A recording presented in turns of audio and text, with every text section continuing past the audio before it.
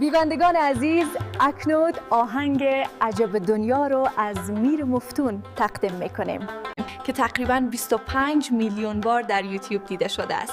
شما سبک اصلیاش قشنگتر است یا سبکی که ما برتان جور کردیم؟ آهنگ که ما جور کردیم گوش کنید.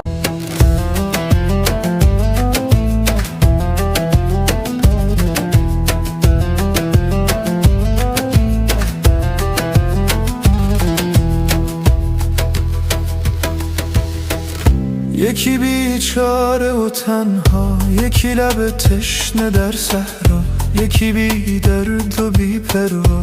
عجب دنیاست این دنیا. یکی چون ماهی در شست، یکی بی پول یکی پول مست، یکی بی پا یکی بی دست. عجب دنیاست این دنیا. یکی از آدمی دور است، ثروت مست و مغرور است، به فکرش از خدا زور است. عجب دنیاست این دنیا. عجب دنیاست این دنیا.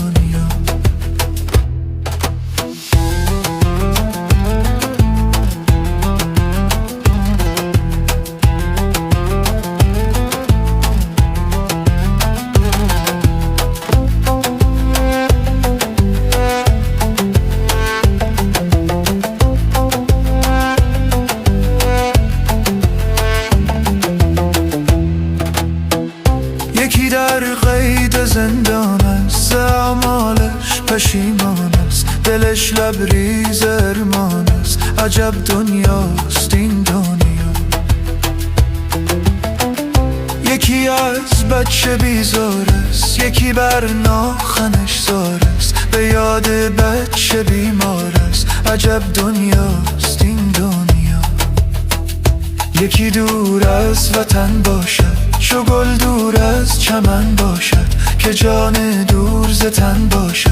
عجب دنیاست این دنیا. عجب دنیاست این دنیا.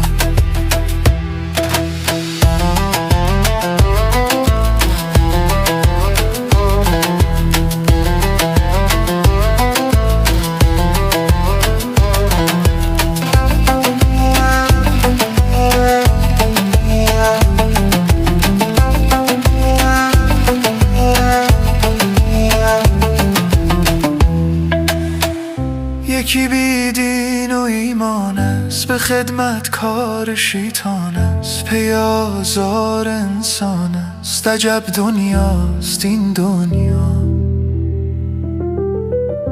یکی ازش دیوانه، میان مردم افسانه، یکی بی کوی و بی خانه. عجب دنیاست این دنیا. یکی امید به زن داره، یکی یاد و وطن دارد، یکی فکر کفن دارد. عجب دنیاست این دنیا. یکی امید به زن دارد، یکی فکر کفن دارد، یکی یاد وطن دارد.